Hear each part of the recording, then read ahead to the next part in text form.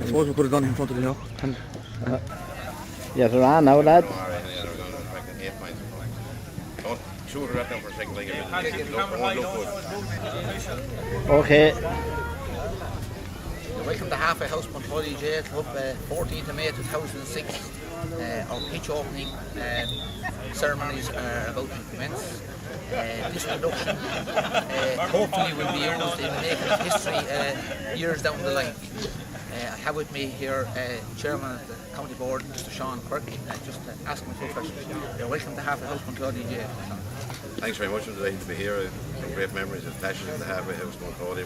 As you know, from my date then Brian myself, we had some great clashes over the years with at district level, junior, B and minor and all down the years. And I think what you have here today in the Halfway House Bunclody, I think you'll be extremely proud of the pitches. Everything is in top form. I think it's a fantastic investment in the youth of the future, and I'm sure it'll stand the test of time. The youth of today will be very trained to do what this pitch will bring the Halfway House Bunclody great success in the future. Thank you very much, Sean. We wanted to just ask you a couple of questions there, Sean, on the state of underage hurling and football in the county. Recently we had a bad loss to Kenny in football and to Carlow in hurling. I'm just wondering, is there anything radically needs to be changed in Wexford, or what's your opinion on it? Yeah, I think something radical needs to be changed. I suppose in regards to football with Kenny, we were beaten narrowly in the league section of it, but still we want to be also recognised that Kenny had 6 in the council games contested in the final, playing with them. No hurling at that time. There was no hurling in Kenny. There was concentrated on football. Now they're going to Kenny have had themselves in the early part of the year. They're doing very good, but still I think we should beat Kenny. We should be done. Particularly our senior team is performing. I know we're the most in Division 1. We'll be up to contest the seriously for Leinster, and it should be coming back down the whole way. We need to seriously look the way where development squads are working, clubs are working underage, and I suppose we want to have to be radical. I suppose the great quote is be radical or redundant, and we need to be radical. Regards, I know the next question you're going to be with the Carlow one. I think maybe it's a bit disingenuous the Carlow like us down doing the 3 All-Irelands, that same team 3 years ago under 15 won the Leinster Blitz. You still hope they would beat them. I'd feel annoyed like Kenny, Dublin, Offaly or Carlow or whoever, because I think when you're not winning, it makes a difference who beats you. So when you get beaten, that you're not doing the work or not putting in there. I would like to thank all the fellas that have been involved in the teams over the years, because they're putting tremendous work. I think it's the start of the club level, back down at 10, 11, 12, up under 14 years of age, we want to get much more skill into our players. I mean, it's going to come in under 14, under 16, up to minor, that the fellas that have it, they just bring on the extra step. The skills we have there, I think Kenny, that's what they have, like, and probably it's happening in Carlow now as well, and in Dublin, that the fellas that are getting at 18 years of age are much more skillful, and just bring them on the extra step. Our lads are not maybe they're going to come in at the development squads. There's too much work to be done, but I think we have to seriously sit down. We won't be launching in the next month or two a serious hurling initiative, get 20 clubs to buy into underage hurling in Wexford, and whereas coaching will be measured. We won't be just coaching. It will be the clubs will be heavily involved. The clubs have to buy into it, and it's going to be worked out very strongly. And I think it's the only way we can go to coach the coaches. What we've been doing, I just a couple of thousand people, make sure that's doing foundation courses. Half of them have been used by clubs. Some people don't have the confidence to go to coach, and I think if we get coaches to coach the coaches, get the proper skill level up in our young people, when they're open on the line to have those skills, and it's only a matter of implementing team plans and etc. We have both, but we do seriously need to address it, because Wexford is unfortunately at a low ebb at the moment. But it's not all doom and gloom either. I suppose we look at the stats for the last 10 years, people talk about since we're All-Ireland win in '96, but we've won 4 Leinster under 21s, we won an All-Ireland intermediate, we won 3 Leinster senior, and that's not bad considering I think if you compare with the 20 years previous. It's not all doom and gloom, but a lot more work is going to have to go in. Thank you very much, Sean. Over and out. We're going to put a couple of questions to you there. First of all, I'm going to ask you about the GPA, whichever so you can brush over that one the best you can. Is it your first pitch open? It's my third in 12 hours. Last 12 hours. Okay, we'll skip that one. I know I can answer it. bit far back, Pat. Back a bit further. I'm going to ask you about Kenny County Board's attitude to football, promotion of football, right? And how you're going to stamp your own authority on GAA for your team. Yeah? Say it well, Pat. Oh, you're on it. You're talking. Welcome to Halfway House Bunclody here. I have with me Nicky Brennan, President of the Class GAA. He was inaugurated there a fortnight ago, and he's opening the pitches here today in Halfway House Bunclody. You're very welcome to him. Thank you very much. First question I want to put to you there, Nicky, is as every journalist is doing there, asking about the GPA. Before you come in there, they were saying Sean Kelly was leaving you with a hard task there to sort out the GPA as the CP gained momentum. Well, we met with the GAA recently. We outlined our position to them, and we requested certain information from them, which we now have received, and we'll be looking at that. We'll certainly be engaging with the GPA on an ongoing basis, and I suppose over the next couple of months we will be listening to one another's views on various matters and getting to understand each other's position. I suppose there's certain things that we will be able to work very closely with them on, and there's other issues where we will not be able to probably meet their needs. That's just the way it goes in any sort of negotiations. But I think I made it quite clear at Alvarez that the whole issue of player welfare will be high on our agenda. We'll be advertising the position of player welfare by the end of next week. We already have our player welfare. That's It went ahead, did it all? management meeting. So we've already started to move fast in that area. And I think we'll be a lot more organized in the next few months. Very good. So it's not a closed shop in regard to GPA versus the GA. No, I mean, we will open dialogue with the GPA. There are certain areas that we will not, thresholds we will not cross. Those particular issue of FFA. But there are many areas that we will discuss in the next couple of months. I'm quite sure we will come to arrangements soon on both sides. Great. Next question then, Nicky, I want to ask you about the Kenny County Board attitude to promotion of football in the county. You have no adult team entered in the senior league or the senior championship. I just wonder, is there anyone in Kenny County Board or any persons in Kilkenny trying to promote the game? As we would see it, Kilkenny is very strong in hurling, but actually promote soccer as they don't promote Gaelic football as their second sport. Well, I suppose the bottom line is that many field teams all grades up to 21. One senior team only playing the rest of the championship. I suppose that probably came about as a result of maybe structures in the national league over the years. About the situation, I'm on record as having criticised my own county board for that on a number of occasions, and I will keep that criticism up until such time as they come back. Kilkenny at underage level. Indeed, my own club won an under-16 championship yesterday. So from that perspective, if you compare the amount of football played in Kilkenny with the amount of hurling played in, I suppose, a dozen counties around the country, there's far more games played. But the standard is low, there's no question about that, and I'd like to think they'd get back.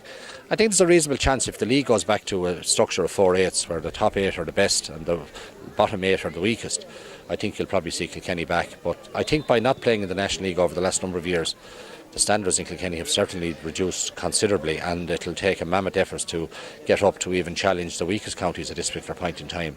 But there's a reasonable effort being made at underage level. I mean, Kilkenny Minors this year won a number of matches, including beating Wexford in the league. So there's reasonable standard at that level. But I mean, a lot of young players playing, realise that their opportunity of representing the county is greater at hurling, and that's probably one of the realities of the situation. So it's not a situation I'm happy with, but I think there's a reasonable amount to be done. I mean, as far as soccer in Kilkenny is concerned, I mean, I don't think the fact that Kilkenny play in the League of Ireland is particularly relevant. I mean, there's nobody locally playing on the team. There's more here today than would be at 10 matches in Kilkenny, so I think that's somewhat irrelevant, and soccer is played everywhere. I mean, just people like to have a choice of different sports. Of course. The next issue, Nicky, is your inauguration a fortnight ago. You have the years, 3 years, is it 4 years? 3. 3 years to stamp your authority on the GAA. Sean Kelly, who went before you, was very strong in certain aspects. Peter Quinn left his mark in Croke Park. Jack Bootman, just wondering what is your priorities and what way you would like to remember it? Well, I suppose first of all, you're not always in control of what lands on the table in front of you. But it's quite clear that the whole issue of my dealings with the player issues, player welfare issues and whatnot, that's clearly going to be an important issue. And as I said to you at the outset, we've already started to move on a number of issues there. I think we will look at the continuing restructuring of our competitions to ensure that the whole club scene is catered for adequately. I mean, there's a fair bit of conflict at the moment in a number of counties between when clubs can get access to their county players. And I wouldn't be happy with what's happening at the moment. And I think clubs are beginning to, get unhappy about that in a major way, and are beginning to make a lot of noise about it. And I think they're right. I think it's no harm to stand up and be counted, because in some counties team managers are dominating when are making the decisions on when counties or clubs play games. That's completely unsatisfactory. I think that's something that needs to be addressed. I mean, we still have challenges on the discipline side in the GAA. I think it's not as bad as people would make out. We certainly have some incidents that are completely out of order. In an overall capacity, though, taking all the games that are played, it's not too bad, but some instances are unacceptable, and we must make life easier maybe for referees in that regard. And behind the scenes then, issues that wouldn't necessarily be known at club level, there's a lot of administrative and structural issues in the GAA behind the scenes in Croke Park and whatnot that need to be addressed as well, that you would have to do in any business. And they're just some of the issues, but as I said, there's a lot more will be on the agenda. Too many committees maybe? No, it's not really. I think that's a misnomer. I think one of the things that I've actually done starting off my year is that I very clearly defined what work each committee has to do. And it's something that I think people just wouldn't understand. I mean, the people who are in there on a committee have a very precise job to do in a particular area. And there's very specialist areas now in the GAA that need specialist people to deal with them. And I certainly don't feel as any committee, is not able to justify its position. And I would happily debate with anybody why we need these committees and what exactly they're going to do. And it's already spelled out for these committees what exactly they're supposed to do. And it just takes the collective wisdom of an awful lot of people to run the GAA. A president or the Director General on their own will be helpless without all the different supports that are out there on a day-to-day basis, covering a whole variety of areas. Thanks, Nicky. On another issue, closer to your heart maybe and closer to the ground, Cork are going for 3 in a row. You were on a team in Kilkenny in 82 and 3. You failed to Wexford in the Leinster final or Leinster semi-final in 84. How do you think the thing is going to pan out with Cork going for their 3 in a row this year? Well, I think they'll be favourites, I'd say, in most people's eyes. Word is that Ben O'Connor might not be he's injured at the moment with a hamstring or groin strain. I think if he's not available, he'll be a huge loss to them. I think he was one of the main reasons why they've been so successful. Himself and Jerry, where they had just 2 engines on him that would go forever. That could be an important factor if he's not available. And they probably need to get another forward, I'd say, as well to back them up, because I think their weaknesses might be in the forwards. The backs are very good, no problem at midfield. Kilkenny will not be too far away. There's some smashing talent in Kilkenny coming up. Might just take another year to gel, but there's some very good talent there. But what I'd love to really see in coming up this year or next year, the same way as Wexford and Clare emerged from the pack in the mid-90s, hurling would benefit greatly from somebody emerging now. Maybe I'd love to see Waterford actually winning in All-Ireland, because I think they're so passionate about their hurling down there. Not so sure. I think they've kind of pressed the self-destruct button, I think, a little bit lately. Hopefully I'm wrong. I'd love to see maybe Limerick or another team, Galway maybe, but I'd like to see somebody new emerging from the pack. As regards your own county here, Wexford, I mean, they certainly seem to have gone off the boil a little bit, but then, as I know to my cost on numerous occasions, when Wexford are not expected to deliver, that's when something happens. And I'd love to see Wexford. I have a great time for the hurling people of Wexford, and everybody in Wexford, but the hurling people in particular. And we had I had many great times playing against Wexford. Mostly they were successful, I suppose. Maybe that's why I'm able to smile about it. But there's some wonderful hurlers in Wexford here, and certainly it would be a boost to Wexford if they could have a good championship campaign. I think they're more than capable of getting into the final against Kilkenny. I think Kilkenny will get to the Leinster final, and I think Kilkenny and Wexford may have another date sometime soon. Thank you very much to Nicky Brennan, Oakdron, Cumberland Class Gael. going to open the pitch later on the day, and we thank him very much for the interview. Thank you, Lee. Very much. All right. We're here with Reverend Father Ryan, CC of Kilmoishel for many years, and great promoter of the game here in Bunclody in the 70s and the 80s. Now in River Chapel. He's back here for the field opening, of which the last time we were here on the 28th of April 1985, Father Ryan was a major driving force behind the building of the dressing rooms and the park we had at that time. You're very welcome to Halfway House Bunclody, Father Ryan. Thanks, Liam. Thank you very much. Thanks for the lovely compliment. You made me feel.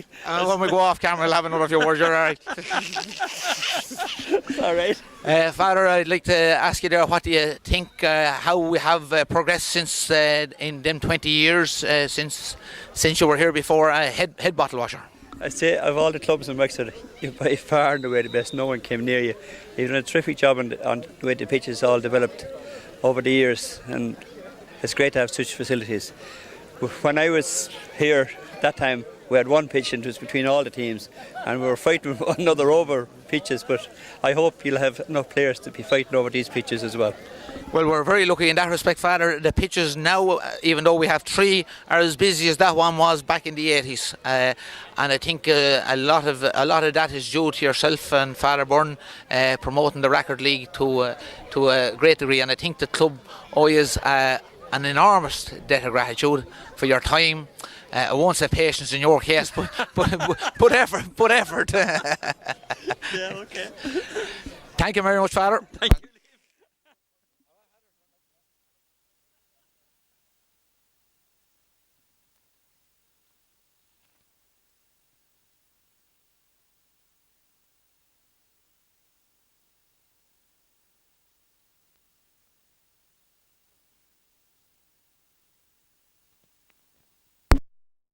Here in the opening day of the field, and I have with me a great soldier, Tony Loughlin, now living in Cork for the past 11 years, but when things were tough and rough, he was a man to be counted at number 3 or number 6, or wherever the pressure was most. You'd see Tony. You're very welcome to Halfway House Bunclody. Thank you very much. Thank you very much, Liam. Thank you. I'm just wondering what change you see here in the place, or what your impression of the place is here back in the home ground here. Your father was, I suppose, the linchpin of getting us to where we are at the minute, kept the thing going when it was a major struggle, and now you see the thing flowing. It must be a great satisfaction to you to remember him by.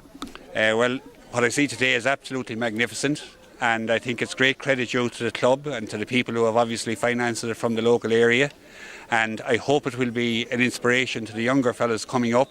I remember the days when we were just going around from field to field. We started off, if I remember correctly, in the Bridge Meadow. We then spent some time up with Jimmy Keogh. We then spent some time down with Pat Kavanagh. We then moved over to Hendricks, and we were certainly excited at the time about getting one pitch and one set of dressing rooms, but to come here today and to see this, as I say, great credit due to the GAA people of the area today, and certainly a magnificent pitches and a great opportunity for young people and for young people of the area. And there can be certainly no excuse from now on for people to be involved in hurling, football, and I know the ladies are involved as well. And again I say, magnificent, absolutely. That's so great. When you mentioned other fields there, Tony, playing in Hendricks Bog, Keogh's Bog and Pat Kavanagh's, it'd be hard for the young lads today to believe that yourself and even myself as a younger togging out in the ditch and trying to avoid the cow shites, that's the only way you got to sidestep. It's great to come up here, pitch mode to the last, everything looked after, the dressing rooms of which you were a major contributor to putting the first field here and the dressing rooms. It's just hard to believe. I want to push on then to the contribution of your father to the club over a long number of years when things were let's say very barren. Right, well he was absolutely dedicated. He gave it 100% commitment. It was a time when there was very little money available, and I remember we ran a draw to actually buy a set of jerseys. The set that we had were torn. We were depending on a lot of people as well, and one thing he always said was that he had a record of never asking anybody in Bunclody for a contribution, but they didn't give it to him. And when we came along then to actually try and get the pitch going, I'd have to comment on two things. One, the remarkable number of people that gave us a loan, an interest-free loan. And secondly, the huge contribution that the farmers made by keeping what we called was the O scheme. In other words, we supplied the O's, they sold the lambs, they kept them for a number of years. But between the two, we were very close, the park committee, when they finished up, to actually having paid off for the dressing rooms and the lower field itself. And just in talking about fields, I should also say that in my own memory, I can remember practising in what's now the technical school grounds in Irish Street, and there was the famous 14 acres where the man's trained. And they were the forerunners, if you like, of the following pitches that I mentioned. But throughout the years he was dedicated. He had played himself a lot, had won a lot himself.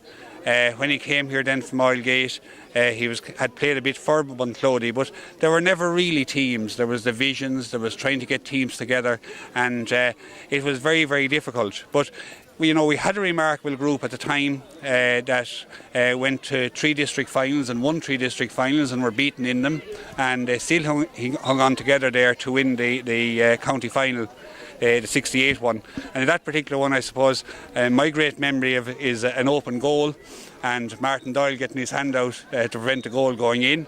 And I suppose the other great memory of it is it might be the only point that Tom Hendrick scored, but he got one from the end line anyway. Now he'll dislike me for saying that, but it made all the difference, the bit of luck, if you like, on the day, Tom wasn't renowned as a nippy corner forward, he was more of a worker, so I saw he'll take that on board. Well, Tom, the Hendricks, we'll leave aside Tom, they were fantastic clubmen, and no matter where you were going, you could count them then to be there the whole time. And of course, Mrs. Hendrick, a great supporter of the game as well, and a fierce interest in it. And actually cutting you off there, Tony, delighted to say that she'll be present today for the opening of the field. That's fantastic, yeah. and I love to talk to her because I don't think she ever missed a match, really, when she was able to go to the matches, and she was very knowledgeable about teams playing, and always enthusiastic about Bunclody winning, and even in our dark days, she'd still be there as well to encourage us and to push us on. But the Hendricks, a fantastic contribution, if you like, no more than yourselves in later years, the Kellys, so many of you in it, and it's families like that really that can make the backbone of a club, because you're providing 4 or 5 players to a team of 15, and they're the lads that are there training the whole time, and they bring the others individuals on, and I think that's fantastic. If your father, which I'm sure he's in heaven today looking down through the clouds, Tony, I'd say he'd be a very proud man. He'd be very, very proud, and the first people he would thank would be the people of Bunclody themselves. And as well, he always had fantastic time for the actual players, and he very much appreciated them. And I suppose one other little family group that I always like to talk about as well were the Connors, Mickey, Johnny, the family of Connors. They also made a great contribution, maybe living in harsh circumstances themselves. They were still always there and always available to the club. But he'd be absolutely thrilled. And to look at those 2 fields here at the bottom of Mount Leinster, bottom of the Blackstairs, what could you ask for more? Only to have them full of people during the whole summer. Thank you very much, Tony. Tony, finishing off there, Tony was captain when they won that famous win, and to understand that you'd have to go back. We didn't win a junior football title. It was 1913 to 1968, and Tony was captain of that. He was also captain when we made the next move up in 1976 when we beat Gordy in the intermediate final. He brought us all the way to senior, and we damn near won the senior in 1977. Thereafter, Tony was the legs were getting a bit weary with him, and he retired in 1980. Thank you very much, Tony, for your contribution. Gormagat Liam agus Cogardicus Arish. All right. Welcome to Halfway House Bunclody here. I have with me chairman of the underage in Wexford, the great clubman and county man is Dennis Nolan. You're very welcome to Halfway House Bunclody, Dennis. Thanks very much, Liam. You have nice to be here today to open your new facilities. Looking very well, I must say, and I wish you the best of luck in the future with it. Thank you very much. Dennis, we're going to put the question to you there in regards of underage. I suppose everyone's putting this question to you in recent weeks since we got beaten by Carlow in minor hurling, and we also failed in the league there to Kilkenny. It must be, I suppose we shouldn't think we're bigger or better than anyone, but it just puts the thing at a low ebb. Oh, without any doubt, Liam. I think it's the first time in about 80 years that Wexford haven't contested a Leinster semi-final in minor hurling or minor football. You know, there's a huge amount of work to be done. I suppose on the hurling side of it, we have the prospect of this HDC starting here in Wexford, this Hurling Development Committee. I know there's a meeting in Leinster Council next week about, and hopefully that'll get the go ahead there. It's going to do a lot of work for hurling in the county, and we'd be hoping that the clubs would buy into it.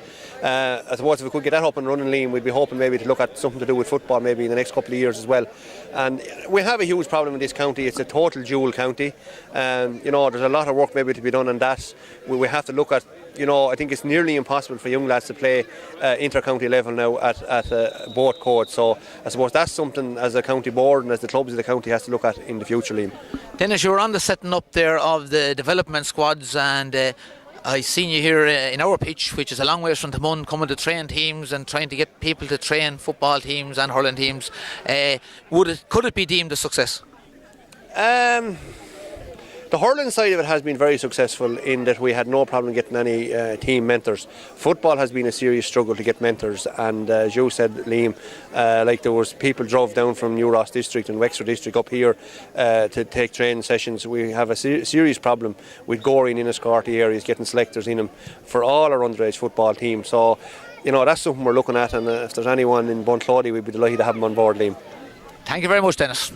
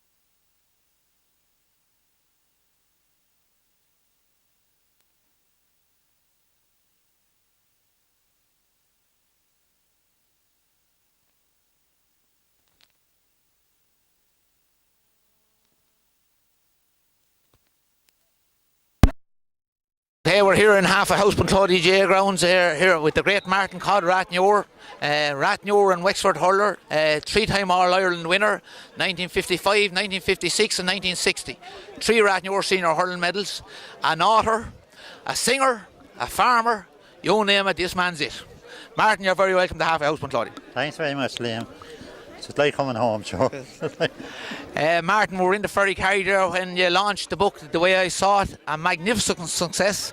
Ferry Carry car park weren't able to take the cars out on the main road, packed out, absolutely brilliant to be there. It must have been great for yourself. It was, yeah. When I look back on it and see the satisfaction, especially fellas my own age or a little younger fellas that lived through the 50s, they relived them again, you know, and it's great for them, especially lads now in America and England. That sort of fellas, you know, and they rang me up, and I have a bag full of letters that I couldn't hope to reply to them all. Fellas thanking me for reminding them of the good days. Brilliant. For myself, who had fed on a diet of hurling all my life, and about the 50s and the 60s, it was great actually to read it and actually put a date on when things happen, because if the written word, if it doesn't go down as a written word, as passed on by word of mouth, the dates fade and the dates get mixed up.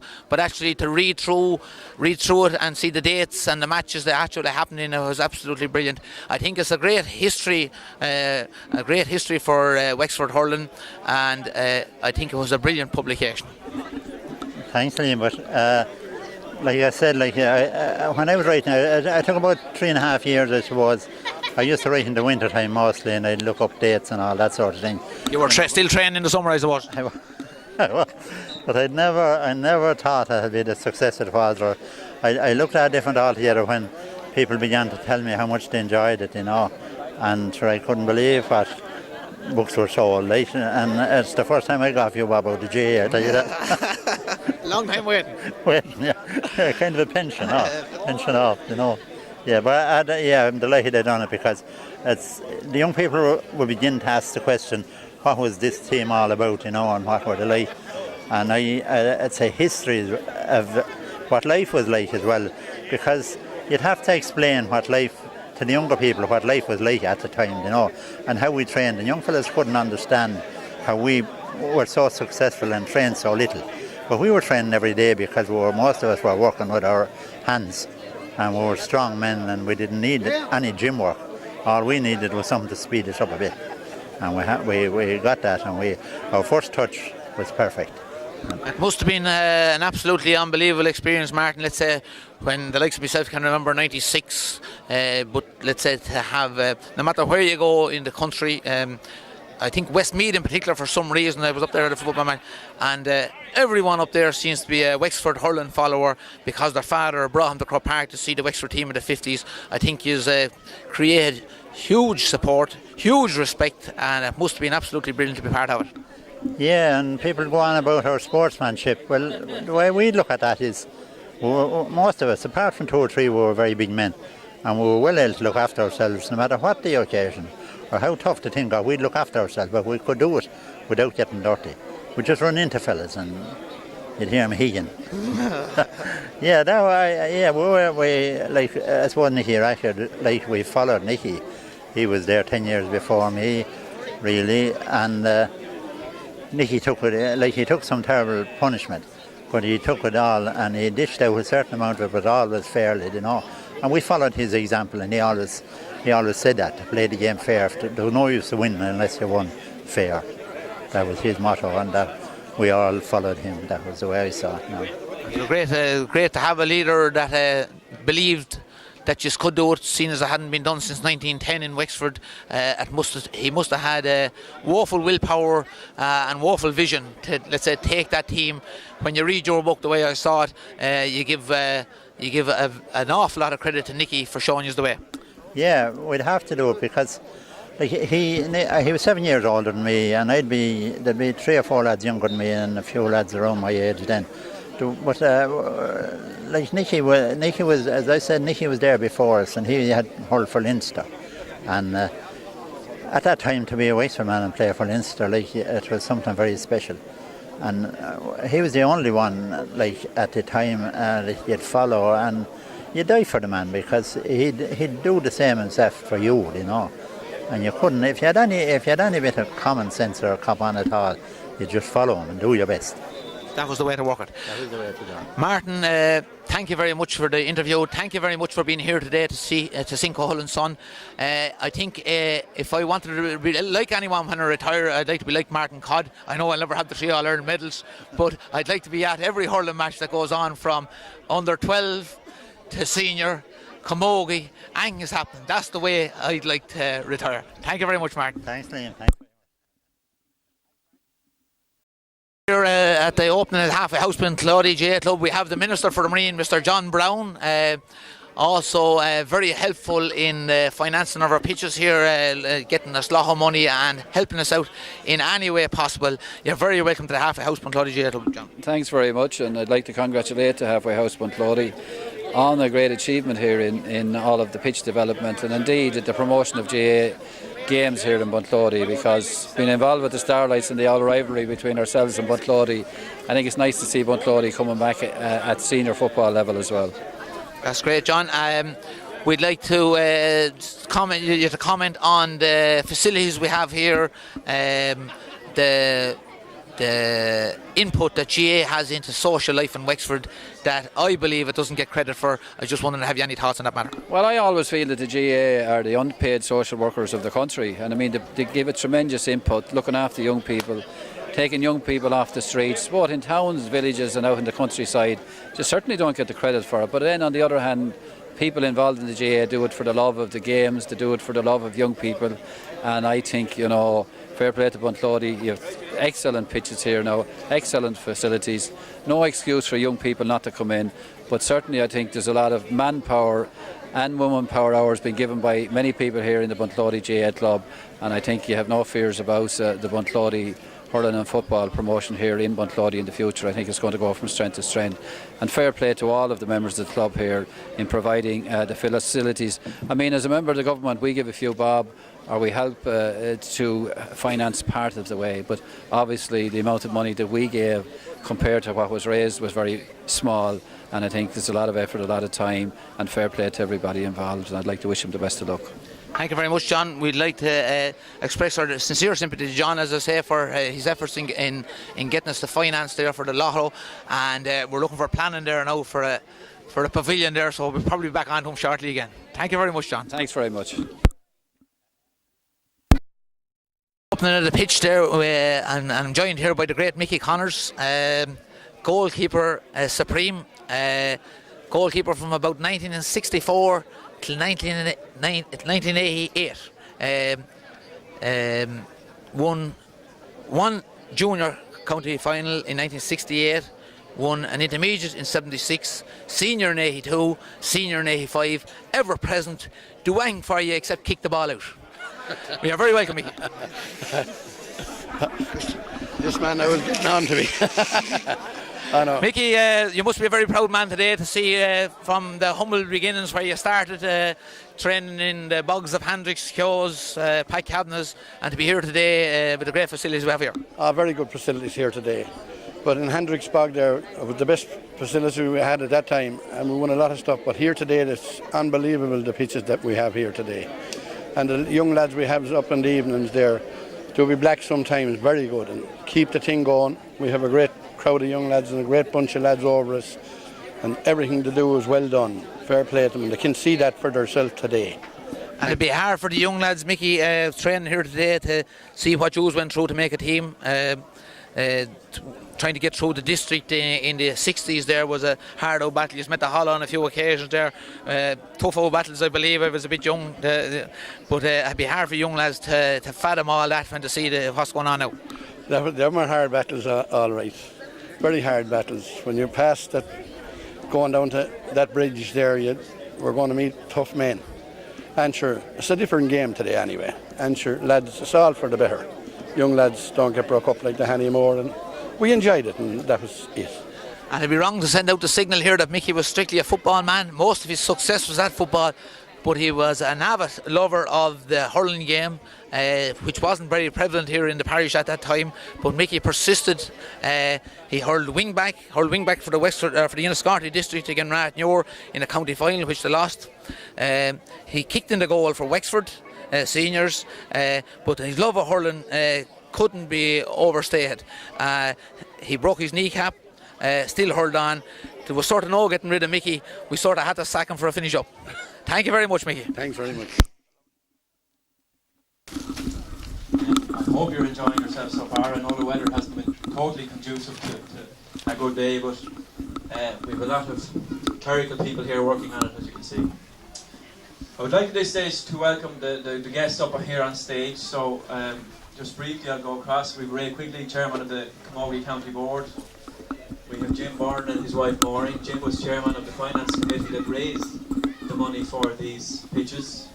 We've Willie Kelly and his wife Nan. Willie is president of the club, so I suppose he's my boss. We have my lady wife Trudy. We have Mr. Nicholas Brennan, who I'll come back to again, Chairman of the GAA, or President of the GAA, I should say, who we're privileged to have here today. I'll come back to Nicky in a minute.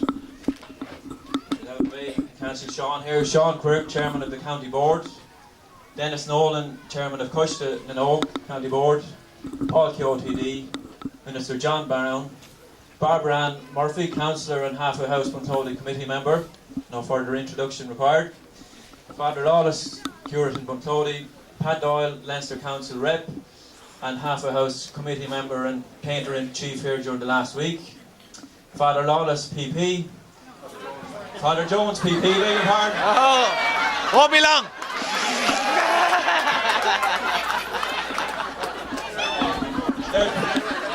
There's promotion for you, Richard, anyway. You were saying those time you went anyway. We've Tony O'Loughlin, who is a former stalwart of the club and indeed son of one of the really great stalwarts of the club as well, Tony O'Loughlin Senior, or the boss, who is well known and respected in the parish. We have Tahir Deval, the Bunclody man, born and bred, historian, academic. But most importantly today, he's here representing, or here to reinitiate the John Wall Cup. John Wall was a 4-time All-Ireland football medal winner from Bunclody, and we're reinitiating today the John Wall Memorial Cup, for which our senior football team will play Bunclody later on. And then we also have Lucy Wall Murphy, so as a daughter of John Wall. So that's the guest. I'll just go back briefly to, if you don't mind, just to Nicky Brennan. I don't know if people understand how much the role of the youth they're on entails, but during the last couple of weeks we got a brief snapshot of it when we were trying to make arrangements with him. And let me tell you, for example, Nicky was in Dubai during the week, Donegal and Galway yesterday. After he leaves here today, he'll be heading to Waterford this evening for another engagement. So on behalf of the club, we extend our sincere thanks, and I tell you, Nicky, it's a massive boost at grassroots level to be able to welcome you here.